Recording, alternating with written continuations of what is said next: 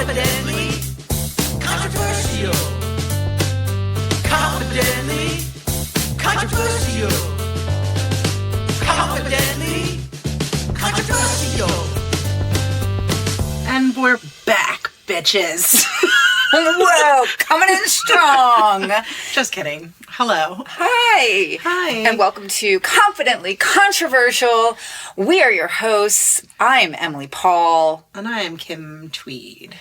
You weren't quite sure what your name was. I have different names, different aliases, depending on where we are, so I had to think about it. Okay. Yeah. Okay. Well, welcome. I'm so glad to be here. We haven't seen each other. It's been so long. Oh my gosh, guys. Like, literally, I haven't seen Kim in 2 weeks. Which probably the last time that happened was like... I don't know, a long time ago. 2012. It's been a long time. Yeah. I really missed you a lot. I know.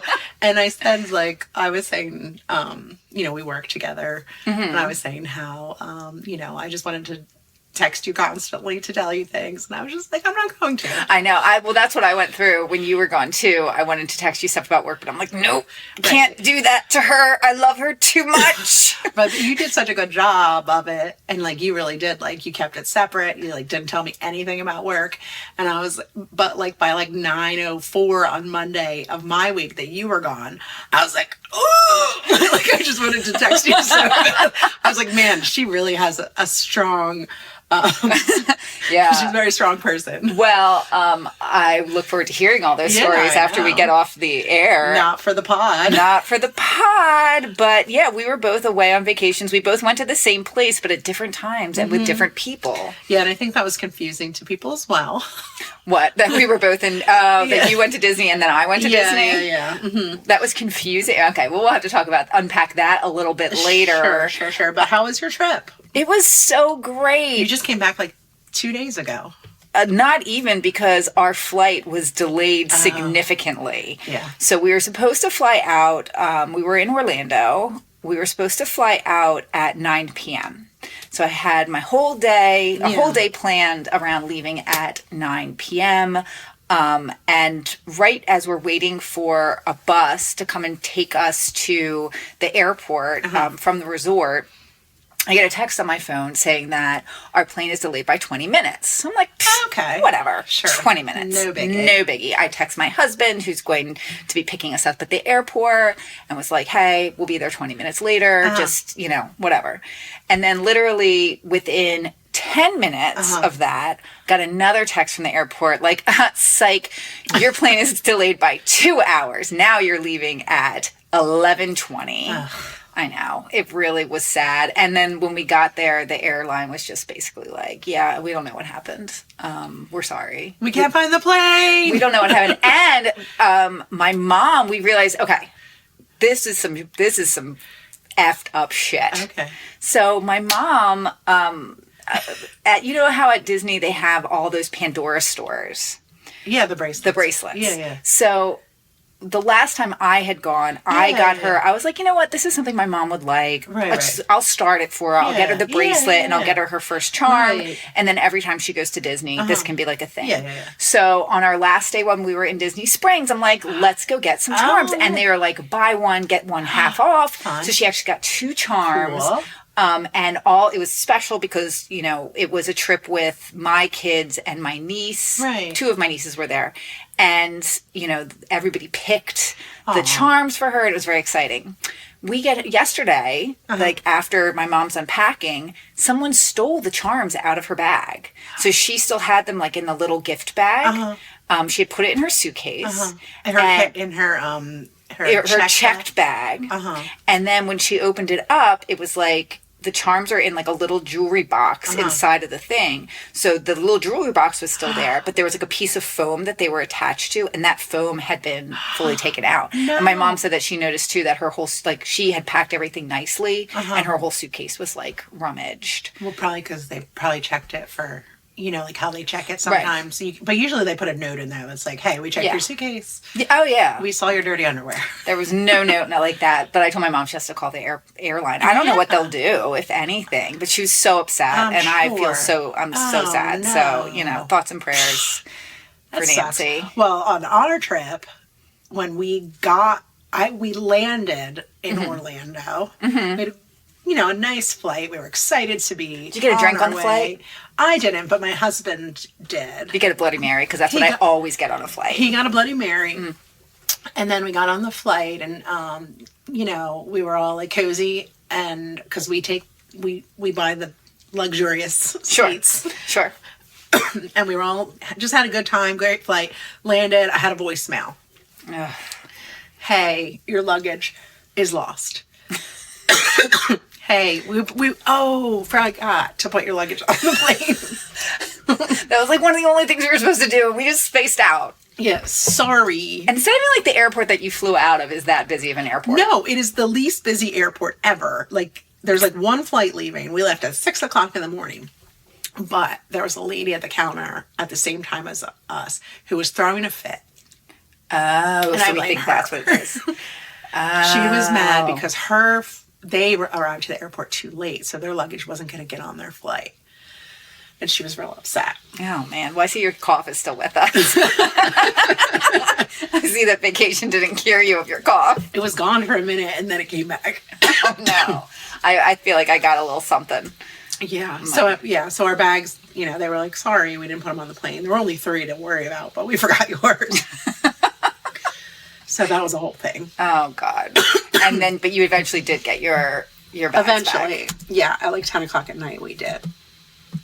Yeah, so we ended up getting our bags we got one bag. And the guys at Disney, like the guy at Disney, like knocked on our door, and I was like, oh, okay, great. And I was like, oh my God, you only have one bag. And he was like, what? Like, he was like, he fully was just like, wanted to be like, this is not, I didn't do it. Right, Not my problem. And my husband was asleep in the bed, and he just goes, whose is it? And I was like, it's mine. And he just goes, like he let out this like maniacal, crazy laugh. Oh no. So it was wild. Yeah. It was crazy. But then like an hour later, I was almost asleep after having like a full panic attack. And then a different guy knocked on the door. And he was like, hey, we have your bag. Okay. So. Well, hey, it all worked out in the end. It's fantastic. And here we are. Yeah. Back together again. To talk about another. You're just going to cough the whole podcast, and that's just going to be the thing that happens. This is my life now. I know. Like a TV patient. You have like a Someone chronic. take me to the seashore. You do live at the seashore. Someone put me on a porch in my wheelchair. You have to go to one of those places. Like, didn't they used to like take people who had TB and put them in like some sort of convalescent home or something back in the day? Yeah, at the seashore. I thought it was like a home you had to go to. But it was a home at the seashore. Okay, well. Home. Kim's home alone at the seashore. No, but, yeah, was that TB? I don't know. I don't know either. I don't really know how it works. No, I don't know. But I think tuberculosis. You should learn the name of your illness. Tuberculosis. I believe that's highly contagious. Great. So, guess what? Bad news for you. If you give me the consumption, I'm going to be so upset at you. Yeah, but if we were recording the podcast and I had a coughing fit and then all of a sudden I was like spurting up blood. Oh my God. That'd be amazing. Would you try to continue? No, I'd be like, we just stopped the podcast. Kim's coughing up blood. To be continued. But let's talk about a movie from our youth. This is great because you have the movie. I didn't have to do any research. I have the power. Do it. And I want to tell you that I did my research about an hour ago. Well, that's all it takes. But I gotta tell you, I picked this movie because I saw some photos this week of someone as a younger actor. Okay. And I had never really been interested in this person. But I saw some photos this week and I was like, I chihuahua. I am now interested. Right? Look at this fella here. Is it a famous person? Yeah, it's a famous person. Who would it be? Some small-time actor. I just saw some picture of some random guy, and I was like, hey, that looks like a guy that likes this movie. What? No, but like, is the person still famous? Yeah, he's still very famous. Okay. Yeah. Okay. Mm-hmm. Tell me more. Tell me more. I'm intrigued. Okay. And this movie also was... it was a really big deal movie, and it actually stars quite a few people that are all still relatively famous. They all did pretty well in their careers. So it's an ensemble? It's an ensemble. Okay. It came out in 1987. Okay. We have a lot of movies from that time. Yeah. Okay. That's a good time for film. But what we don't have is the number one movie of all of 1987 What the hell? on this podcast. Well, we're about until today. Holy moly. The number one movie of 1987? What could it Yes, be? I know. What could it be, Emily? I don't know. So this movie opened on Wednesday, November 25th, 1987. Right before Thanksgiving? Yeah, right there at the end, it was just like dominating. Okay. And this movie had the potential. What? I have a question. Yes. When you say it was the number one movie of 1987, do you mean it was like box office success The or biggest- also like Oscar success? No Oscars. Okay. No.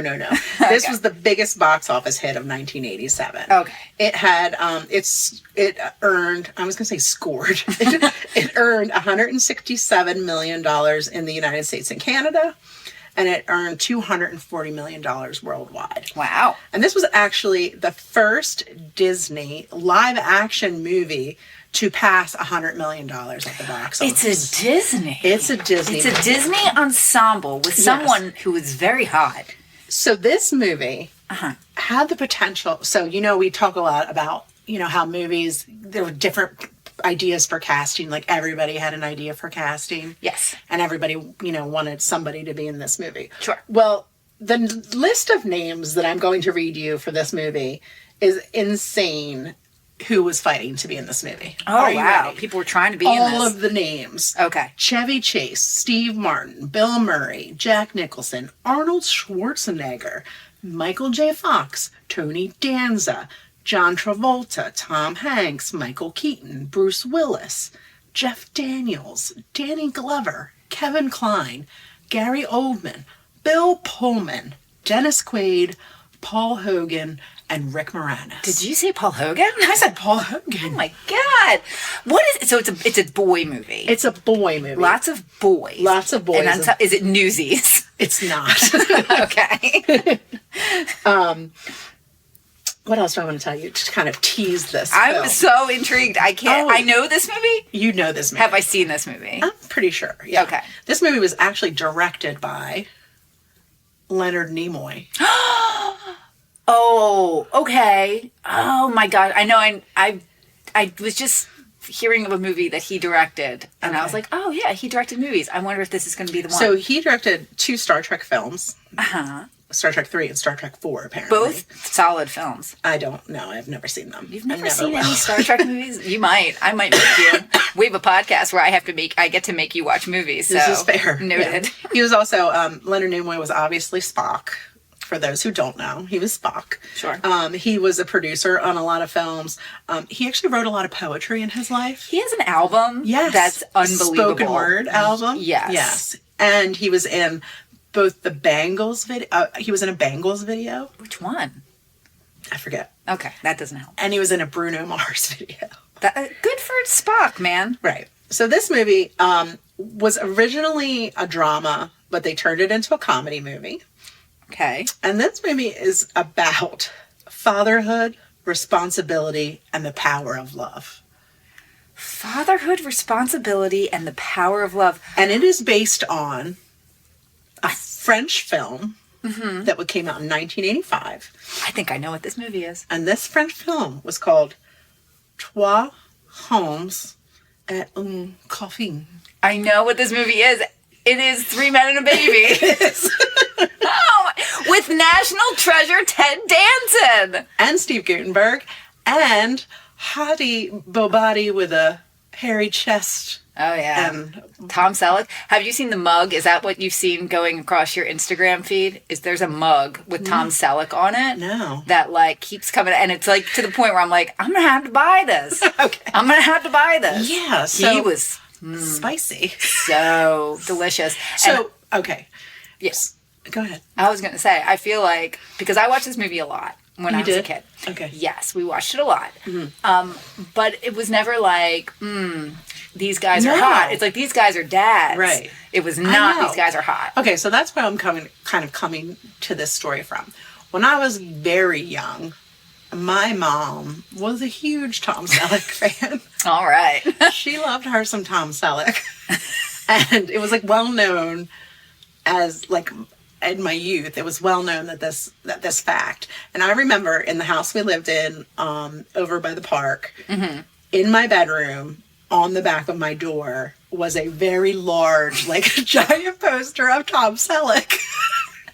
This one for mommy. That was my mom's.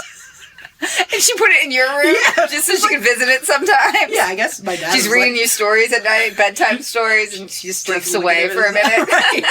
So, and I assume she was. I don't know where she got it. I don't know how she came about having it, but I assume my dad was like, "Hell no, it's not going in our bedroom." And she was like, "Well, I'm not throwing it away." So I had a giant poster of Tom Selleck on the back of my door. Like, was it like a photo? It was like a headshot. It was like his. Do you think you could find the poster if you looked it up online? Maybe. But what was unique about this poster was that at some point my dad had shot a BB gun at it.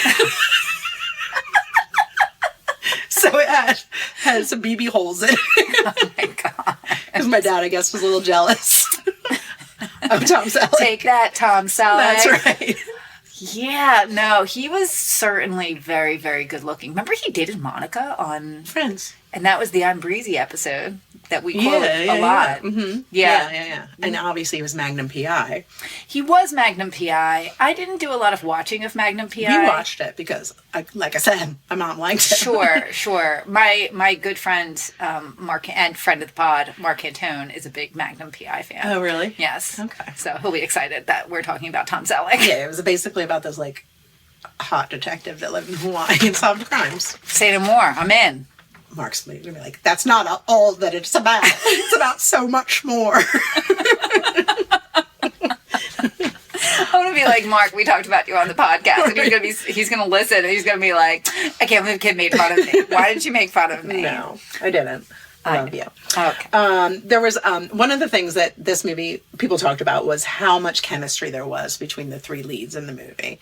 So you had Tom Selleck, Steve Guttenberg, and Ted Danson. Mm-hmm. And the movie was mainly filmed in Toronto. And when they all got to Toronto, they, Tom Selleck and Steve Guttenberg, they were single guys. And Ted Danson, he was married. And they were like, we need to bond. So they like all went out on the town and like hung out together and stuff like that. Even Ted Danson? Even Ted Danson to build this brotherhood. To bro down? To bro down. So they all went and hung out. And apparently it was like people in Toronto were like, holy shit, what is happening? Like, can you imagine going out to a club and being like, Ted Danson? Right.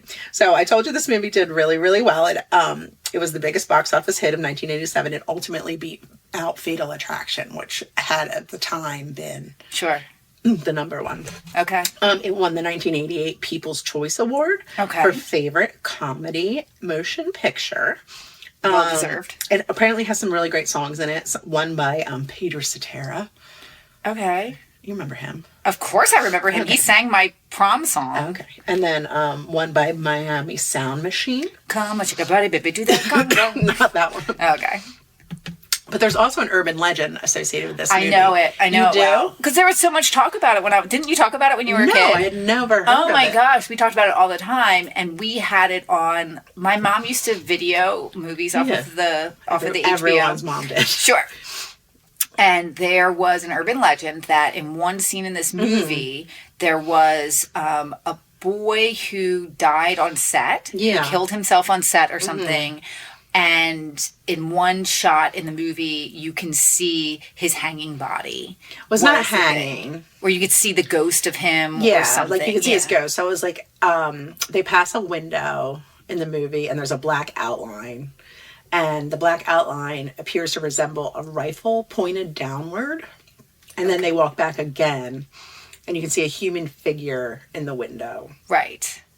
And it was that this little boy who had been killed in the house where the scene was filmed. Yes, I remember this. And then the most common version of this myth is that the 9-year-old boy committed suicide with a shotgun there, explaining why it is vacant because the grieving family left. Okay. But in reality, this was actually, there's like a cardboard cutout of Ted Danson that's used in the movie. That's what they want you to believe, Kim. And that was what was behind this door or whatever. And Snopes.com, which they bust myths. That's true. They are the Mythbusters. They, they said, it looks like if you look at what the cardboard cutout, which you can see later in the movie, looks like, you can see that they match. Sure. So it's not a dead body. But I do remember watching this with my brother and sister and trying to like pause it during that part so that you could see it, because we didn't have like the internet where you could probably go on there and see still photos of it. Sure. Yeah, we were old. Yeah, we are old. Yeah. Still are. Yeah. So Ebert, our favorite Love guy. Ebert. Did he like this movie? He gave it 3 out of 4 stars. Yeah. Oh, now he's working with stars today. Yeah, I know. We never know what he's going to do, this guy. I know. We all know there was a 1990 sequel to this movie called 3 Men and a Little Lady. Yes, I recall that one. And there's currently, this is currently being rebooted. With the same guys. Is Guttenberg, are they pulling him out of retirement? No, I don't think so. But it is set to star your favorite, Zac Efron. Stop! He'd be great in this. I know. I'll watch that movie. Yeah. It should be all the 3 guys who he was just in that movie The Wrestler with, or the fighting thing, and it should be all of them. Yeah. That would be pretty great. Pampers, the diaper company, they paid $50,000 to be the diaper of choice for this film. $50,000 doesn't seem like a lot. It doesn't seem like a lot either, but I guess, maybe diapers aren't that lucrative. I don't know. Or maybe it's just, the way that, because I just think $50,000 in ad sales, people spend that much money on like far less exposure things. Sure. Yeah. And, they kind of talk about the time when this movie came out in the late 80s. There was a lot of baby pictures being made. It was like... Oh, yeah, Look Who's Talking. I have several of them on my list, too. Right. Yeah. So, Baby Boom came out in 1987. Yes, that's on my list. For Keeps came out in that's on my list. Something called Immediate Family. I don't remember that came one. out in 1989. She's Having a Baby. That's on my list, too. 88. And Look Who's Talking came out in 89. Yeah. There was also... Look Who's Talking, too. With Roseanne. There was Look Who's Talking, too, yes. But there was also kind of a spotlight on bringing dads into the picture at this time. Those dads. Yeah. Because, previous to the 80s, you kids might not know this, but dads didn't really have to do a whole lot. They weren't expected to, anyway. No. So I think that this was like ushering in a time of like the changing the role of the dad. Okay. So you had this movie, and then you had a couple of shows. You had Full House, which is dad-centric. Yes, it is. Also, some people say that these two, this movie and Full House, like, are similar because they have the 3 men. Okay. You know what I mean? I get that. I see. And there was also My Two Dads. I have a strange connection to that show. My Two Dads. Yeah. The one dad that's not Greg something. Yeah, his name's Greg. He had the beard. He was the hot dad. Yeah. He is my aunt's cousin. He's not related to me.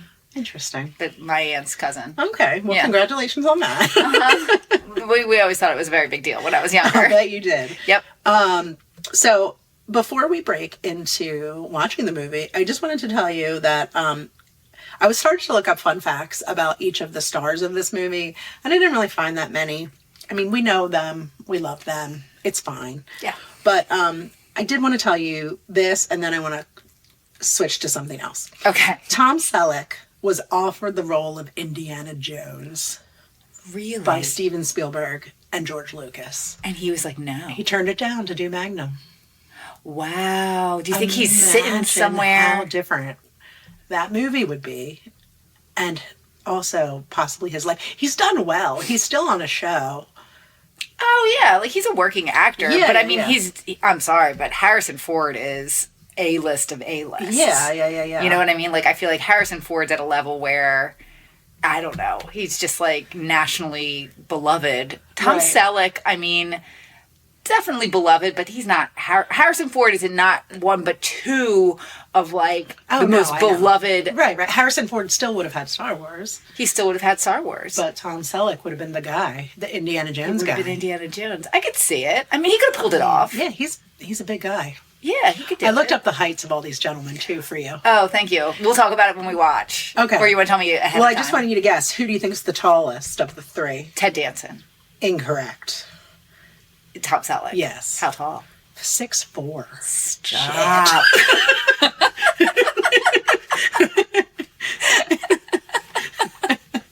Wow. Who's the shortest? Gutenberg. Gutenberg. Knew that. Also, How tall is Ted Danson? 6'3". How tall is Gutenberg? 5'11". Aww. And if I recall correctly, I think he's kind of a lame-o in this movie, too. Like, he's definitely not... Okay, I don't remember. Yeah. But what's funny, too, is... So Gutenberg was only 29 when he shot this movie, and Ted Danson was 40 and Tom Selleck was 42.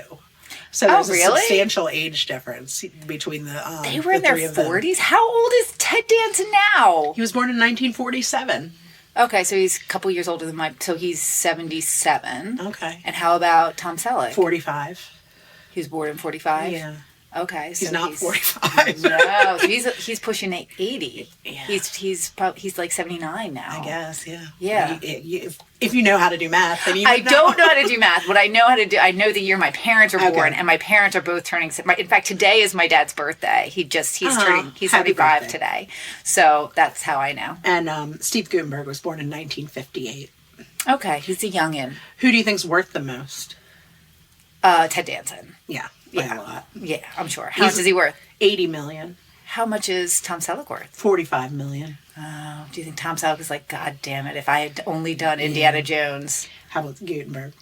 Oh, probably not a lot. 12 million. That's a lot. I mean, I I guess mean, he's living a good life. Yeah. I see Yeah, it on yeah. the Instagram. Now, I'm switching over to Steve Guttenberg Okay. for a moment. Going to the goot. To the goot. I looked up Steve Guttenberg facts. Like, I was like starting to look up Tom Selleck facts and Ted Danson facts, whatever. And I found this page, and it's called Steve Guttenberg Facts. That's what the page is called? It's called that, yes.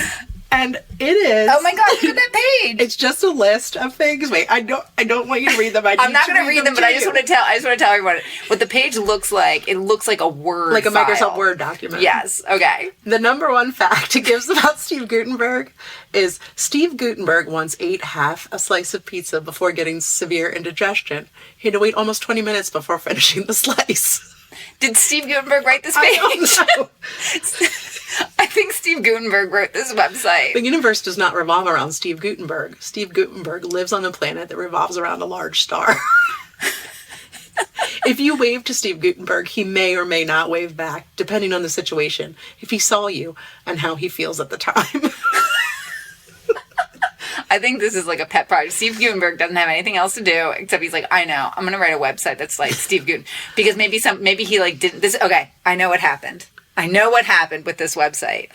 Steve Guttenberg, powerless to change his own Wikipedia page. Okay, and maybe he's like not happy with it because maybe it's showing him some truth he doesn't want to see. Maybe there's some things on there that like he might not feel are right, but Wikipedia's like, we verified these, actually. He's like, they're still not right. He's like, you know what? If you won't change Wikipedia, I'm going to make a page that's real Steve Guttenberg facts. And one of them is, Steve Guttenberg has never cried at a movie. But that doesn't mean that a movie hasn't ever made him feel a little sad. Aww. Well, I love this. Yeah. It goes on. And I mean, it goes on and on and on and on and on and on and on and on. Oh my gosh. Like, it's a lot. Can we share the link to this Yeah. in Instagram? Yeah, I we feel like definitely- we have to. That's unbelievable. Steve's hair is not made from steel, plutonium, or any exotic metal. Sorry. I can't believe this is a thing. I know. Steve Guttenberg's favorite ice cream is vanilla. When asked if that answer is too generic and vanilla is too plain, he smiles and responds, I am what I eat.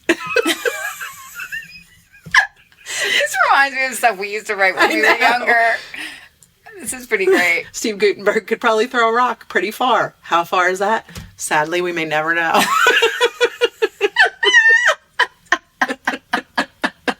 This is great. I know, there's so many things. It's a lot, guys. All right, we have to share that. Well, let's go watch this movie. I'm so excited. Yeah, all right. Any questions? Anything else I can do for you before we go? No. Okay, great. Let's go watch the movie. Goodbye.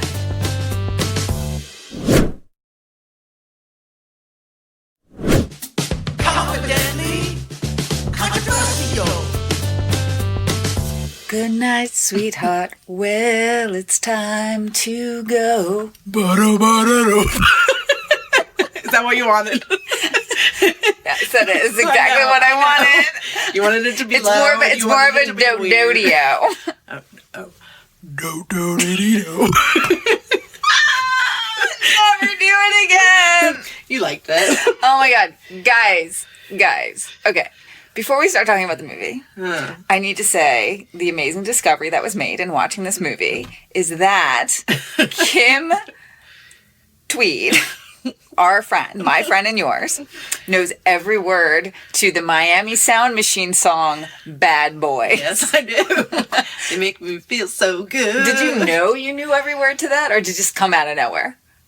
I mean, I know I've heard the song many times and kind of like it. You definitely do. I do. That movie... Yeah, I don't remember a lot of it.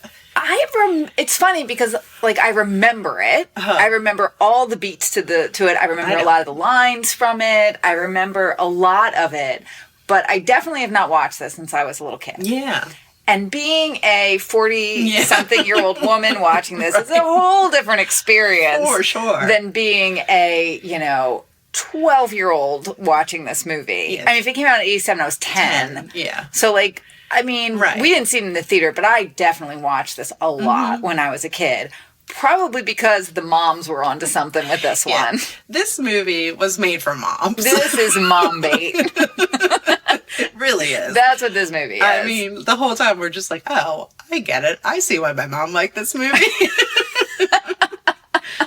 You got three handsome fellas. One of which cute.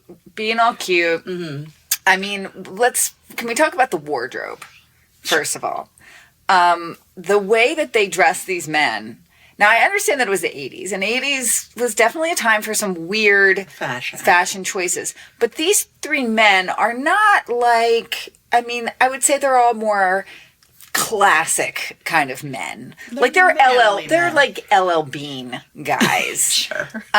These are not, they're suit guys. They're just more classic guys. But they have them dressed in these like weird 80s blousey items. Yeah. A lot of cuffing. Yeah. Yeah. I've never seen a man wear shorts as much as Tom Selleck does in this movie. Well, so many different types of shorts. I mean, but I get the choice. I understand the those choice. legs. And I support the choice. I mean, I feel like the fashion designer was just like, yeah, we're going to put you in some shorts again, buddy. You can't cover those gams. No, nor that chest. So much chest hair in this between movie. Ted Danson and Tom Selleck, I don't think we saw Guttenberg. No, you did. Remember the one point he's trying to comfort the baby, and he's like, look, chest hair. Oh my God. It's like three just like full men. Right. And I get full men. Like full men. Yep. In this movie. I mean, I get it. I get it, why people were into this at the time, why it was so popular. Yeah, they were like, let's give these three hot dudes a little baby. Yeah. It's going to make so much money. The moms. Who buys movie tickets? Right, moms buy movie tickets. Right. Yeah. This is going to happen. Very cute movie. Yeah, it's adorable. It is.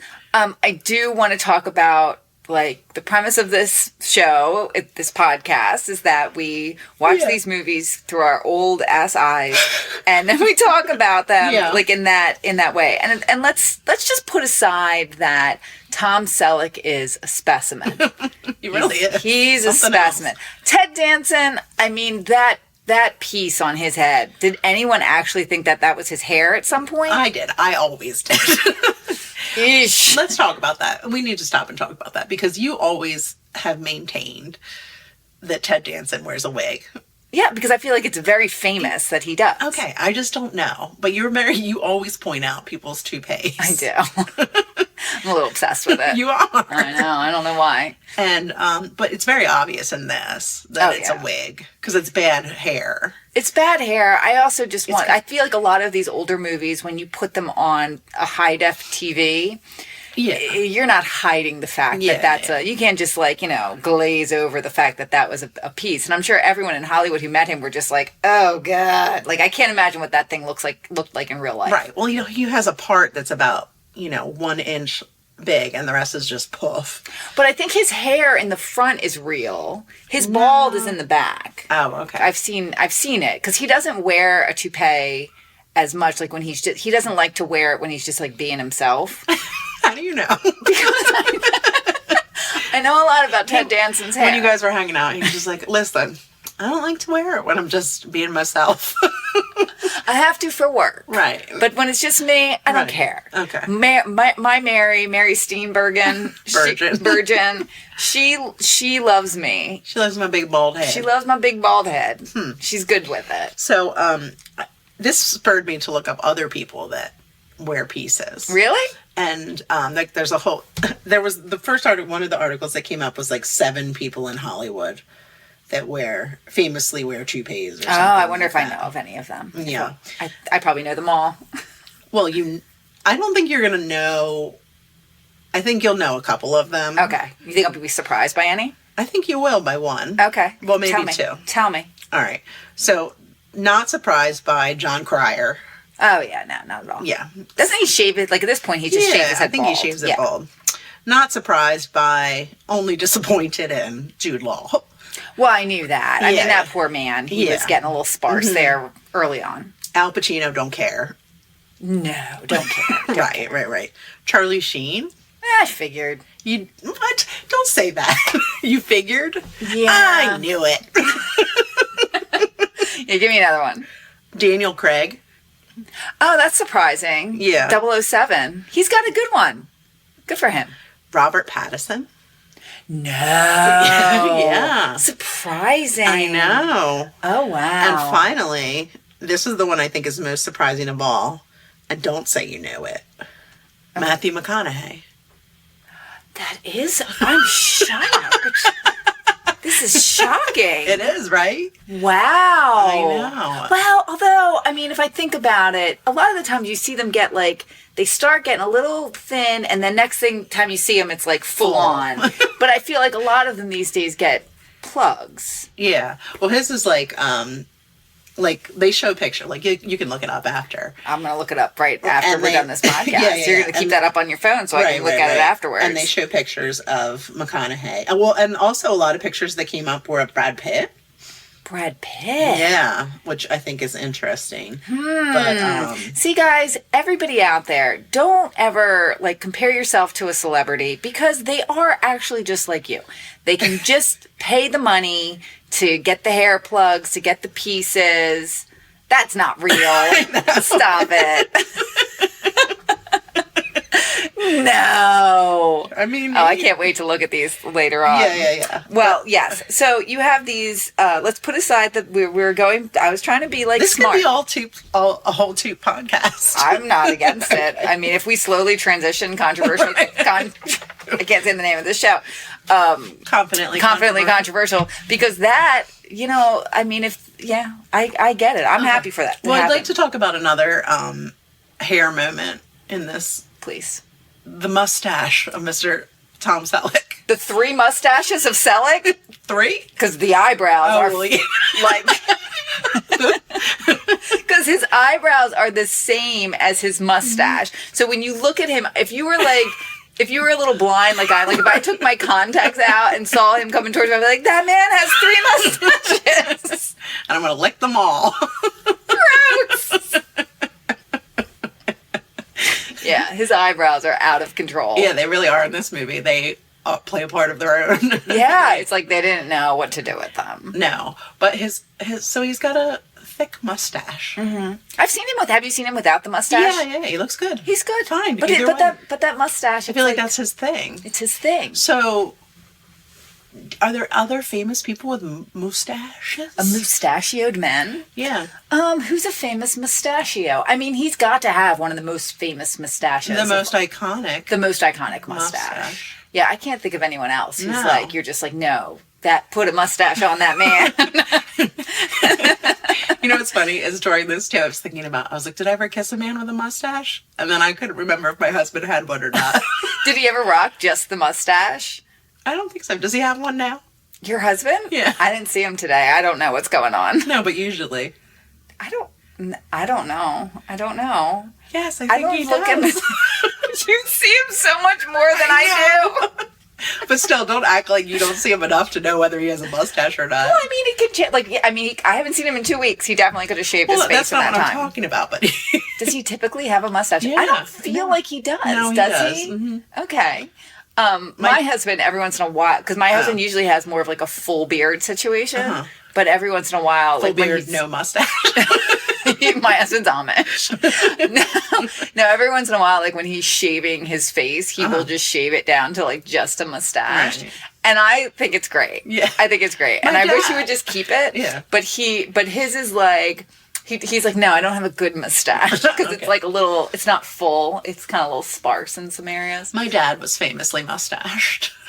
My dad rocks the stash. He used to rock the stash throughout maybe now I know why. My mom was like, yes, the stash. Yeah. And my dad would like comb his mustache and stuff. That's great. Yeah. I like that. No, I comb mine. Oh, like father, like daughter. Oh my gosh, yeah, the mustache and the eyebrows on that man were pretty. And Guttenberg is just like, could they not get? He's just there. But like you were reading to me some like huge names. Okay, who would you put in there? Huge names. Who would you put in there instead of Guttenberg? Bill Murray, Michael Keaton. Michael Keaton. Yeah. They probably couldn't afford. Like they probably had to make some decisions based on who they could pay. So it was probably like, okay, who's making the most out of that group? It's got to be Tom Selleck. Tom Selleck and Ted Danson made more than Gutenberg. Yeah, on that because film. I feel like you got a silly guy with Ted Danson. Like, he was well for that role. Yeah, Like, and then you got serious man Tom Selleck. Yes. You didn't need another silly guy in Guttenberg. No, but what was he? Like, what was his character? He had a cartoon, but then he was, like, kind of weird about it. Well, I kind of thought about it, too, and I was like, I wonder if at first they were like, it'll be two men. And then they thought that would... a little gay. Right, yeah, and that would be mistaken for that. You know what I mean? Like, that would be the focus. So they were like, 3? 3. That's okay. the magic number. It sure is. But then, yeah, but I feel like they really didn't have any sort of... Like, his character is just so... Yeah, but let's not shit on Guttenberg. Okay, I don't want to. I mean, I like that guy. I like We him know too. so many facts about him now. Me too. I liked all of them in this movie. I thought they were all great. I have a lot of questions about it in general. I think... So the premise of this movie... We all know the premise that like, they're... One of them, Ted Danson... One of, like, they're womanizers, right? They're just 3 bachelors living life, and they've got, like, this, and no one questions that it's weird that they're all seem to make, like, except for Ted Danson, who's kind of a ne'er-do-well actor type. Yeah. They're all just best buds, and they live in this wonderful apartment. Humongous apartment, because it seems like the one, Guttenberg, his comic strip is syndicated, so he's got to be making some money. Yeah, and which is his character is basically Chester Cheetah, or right? Is that his name? Chester Cheetah? Cheeto? Is his last name Cheeto or Cheetah? It's a great question that I don't know the answer to, because when you say Cheetah, that makes so much sense. Right. I don't know. But he's also a cheetah. Is he Chester Cheetah or Chester Cheeto? He represents the Cheeto brand. Mr. Cheeto? Call up the Frito-Lay people. Get them on the phone. Yeah, so then you have them. And so I guess they have good... My assumption is they make good money, but then it... Yeah, and Tom Selleck's an architect. Yes. And they're all... And he makes the most money. He makes the most money. Right. He built that He's apartment. the man. He is. He's the man in the family. Yeah. And the Ted Danson goes away, and while he's away, this woman who he had impregnated unknowingly years ago, or not years ago, like a year and a half ago, leaves a baby on the doorstep. And now wacky hijinks ensue, because now you just have 3 grown men who have no freaking clue what to do with the baby. And why would they? Right. Why would they ever know? Sure. How would they know? None of them has, and they're all men of a certain age. I would assume that at least one of them has like a sibling that maybe had a kid. They have no nieces or nephews. And not one of them has picked up a baby before. No, they act like it's the most foreign object in their lives. Yeah. They don't know how to hold it. They're like holding it far away. They're talking to it weird. Yeah, I will say what I did like, though, is that Tom Selleck at one point calls his girlfriend and he's like, hey, you got to come over. And she comes over and he's like, you're a woman. You should be able to deal with this baby. And she's just like, I don't have children. I don't know how to deal with this child either. I'm a lawyer. Right. Like, I'm going to go. Right. And I did like the reality of that, like fully like pointing out the fact that just because she's a woman doesn't mean that she like has this skill set automatically, and that these guys need to stand up, and because they're coming from the same place that she is. Right. I like that. And I also like the grandmother, because Ted Danson kind of tries to pawn the baby off on his mom to be like, hey, can I just leave her with you? And she's just like, no, it's time to be an adult and to take care of this baby. And I think that those were good things. I do think that the overall message of like, men don't know how to deal with kids was kind of silly. Well, that's what I think too. I mean, like that's the way like the My Two Dads thing was too, right? And the Full House thing, like what do we do? Right. Kind of thing. And that was the premise, was like these guys that got put in this zany situation. Right. These three swinging bachelors out there just horning it up with every lady they see. Pronging all those chicks. Ew, pronging chicks. I also... Well, let's talk about Tom Selleck and that girlfriend. Okay. So when they first introduce her, they say his semi-main... They call her his semi-main squeeze. Uh-huh. And then he points out... He says, oh, yeah, like, we both see other people. We kind of have we have an arrangement. Sure. But, like, that never went anywhere. It's not like at the end of the movie they were like, oh, I really do love you and I want to have kids with you and I want to have this relationship with you. It was just kind of like, no, she's like, I'm an independent woman. You're an independent guy. We do this every once in a while and it's fine. Yeah. I mean, at the end of the movie, it just kind of turns out like that they just want a baby in their life. They don't really want the relationship or anything that's involved with it. They just like having that baby around. They do like having that baby around. It gets them chicks. It gets them chicks. It definitely showed that it gets them chicks.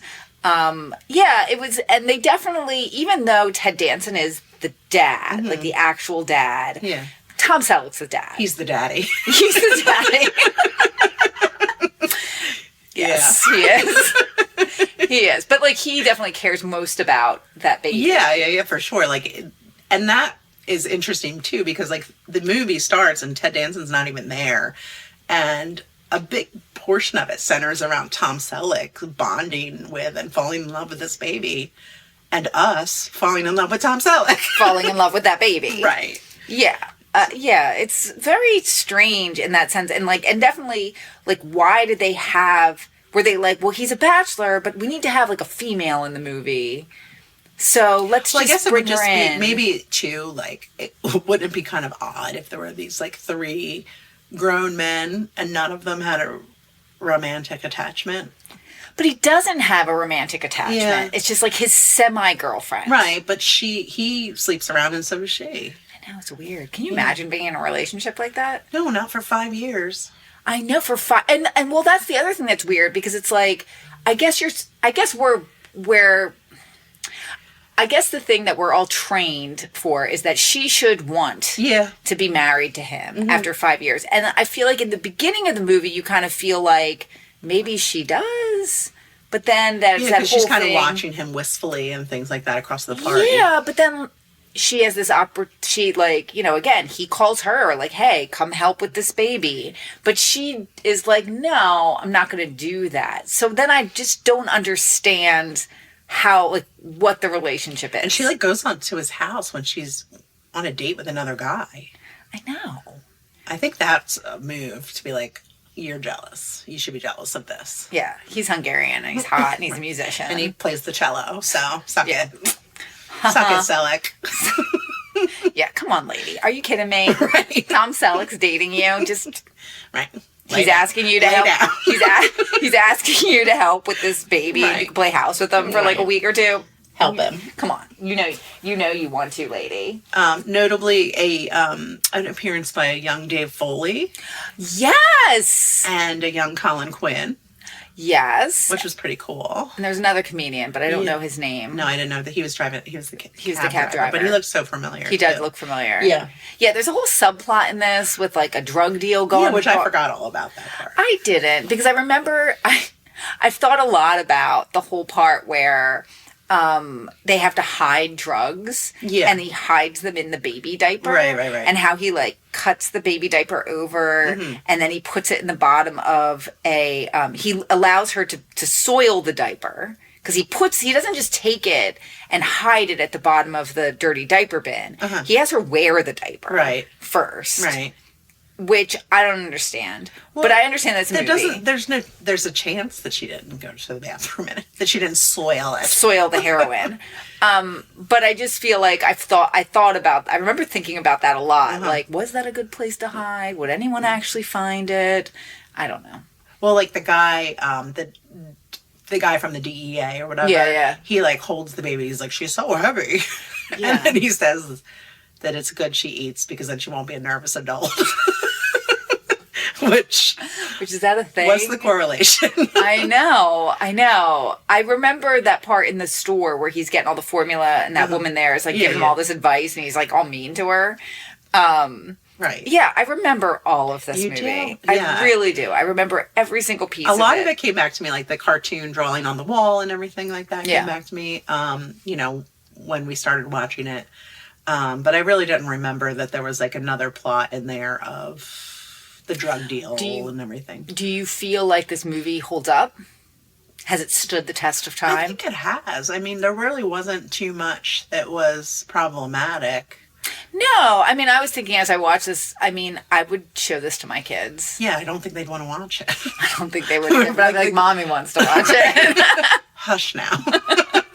Isn't this movie great? Right. Isn't it You're great? like, no, not really. I don't get it.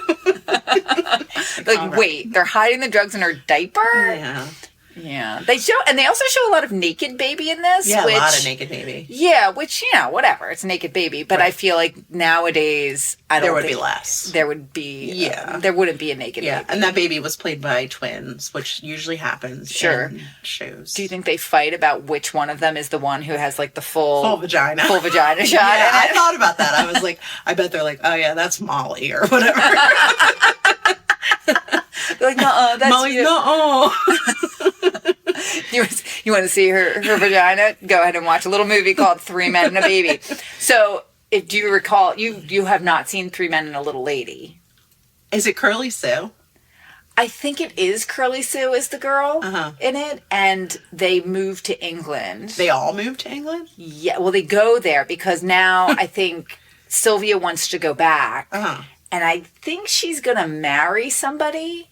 So she's not Ted Danson? No. Oh. She's going back. She's going to marry somebody, I think. But then in the course of the movie, Tom Selleck realizes that he loves her.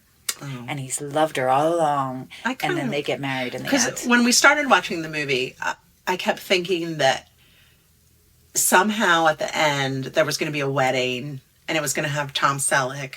And Tom Selleck was going to be the one that ended up taking care of the baby most. As like a memory, but...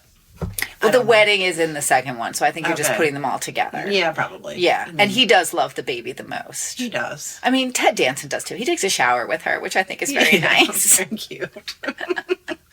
It is. But slippery babies, man. Yeah. That's rough. Yeah. And Ted Danson wears a overly, comedically large shirt for 3/4 of the movie. Oh my gosh. Well, you got to think, as we spoke about before, he's 6'3", so he's a big guy. Yeah. So that shirt must be ginormous. And these amazing, like, balloon sleeves. They put him in so many balloons. They're like, you're an actor. You like to wear flowy things. That's your style. You're an actor. Meanwhile, Tom Selleck's over there in cuffed shorty shorts. And they kept putting Steve Guttenberg in, like, striped, like, sweaters because he's French, I guess. They're like, you're an artist. That's what you wear. Right.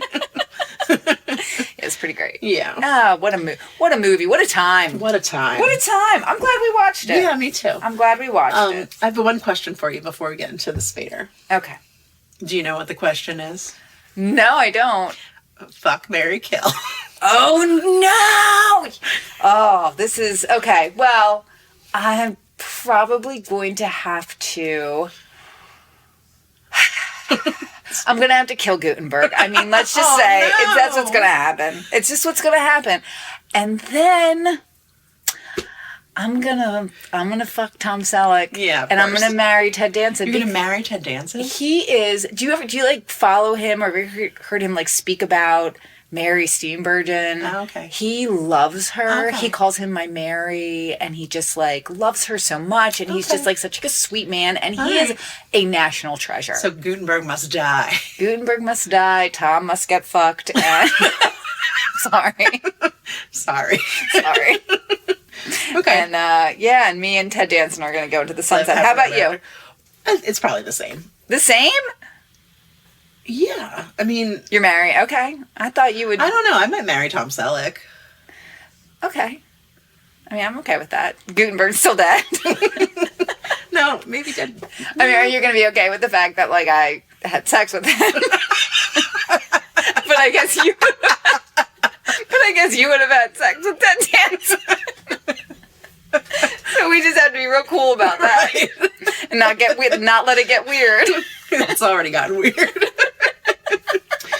Well, can I tell you something that might be beneficial to your marriage, to Ted Danson? Okay, tell me. He's 21st cousins with James Spader. Stop it! Him and Chevy Chase. They're all related. How are they all related? I don't know. They're bad. They must be like British or something. Yeah, probably. Okay, where they kept They're records just of that white, stuff. plain white. Just white as can be. Right. Oh wow! So that's the connection. No. Okay, but that's just a fun fact. I found it out. Okay. What is there, like a website that says everyone who's cousins with James Spader? Sometimes I type in the people plus James Spader and they're like, guess what? Good Wow. news. Interesting. Yeah. Okay. So the start of this connect is Steve Guttenberg.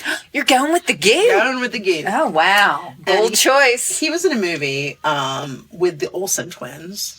Okay. And Kirstie Alley. What movie is that? It was called It Takes Two.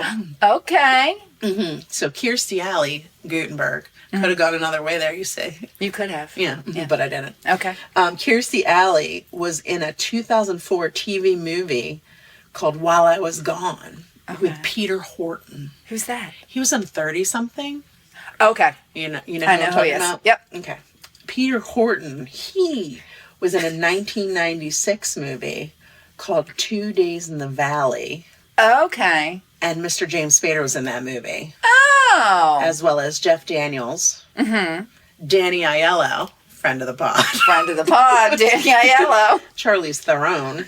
Oh, wow. And it's about 48 hours of intersecting lives and crimes in Los Angeles. Days in the Valley. I feel like I've seen it. Someone I've said heard it was of like it. a Pulp Fiction type movie.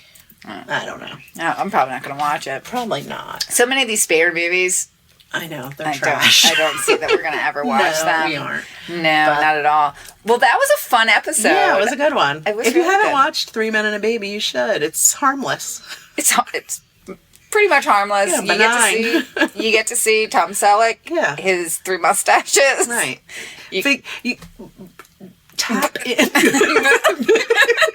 Kim can't speak. Tap into the psyche of your mother in the 80s. Yes. Just You want to know what she was up to? This is what she was up to. she's like, let's watch 3 Men and a Baby again. I just taped it off of HBO. Like, Mom, we already have this on tape. That's okay. I'm definitely going to get an email from might Nancy wear after this. one out. It was a good movie. I liked it. Yeah, I liked it too. Thank you for choosing it. And you know what, Kim? What? I want you to feel the confidence of a formerly bald man, getting a toupee for the first time and walking out into the world and being like, I'm here and I have hair. And I feel the breeze and it's blowing through my locks. Yes, indeed. Okay, but But don't be controversial about it and like try and act like it's not. Like, just be like, yes, it is. Okay. It's a piece, okay? I have a little hair issue. This makes me feel better. I feel more confident with this, and that's all. And to that I say, great. Whatever makes you feel good. You do you, buddy. You do you. All right. Well, you can visit our website at confidentlycontroversial.com. Yes. You can see us on the Instagram at confidentlycontro. You can go to our TikTok. Yes, you can. You could go there. There's nothing happening. That's the Confidently Contro one. Yes. Yeah. You'll just find us. Just Google it.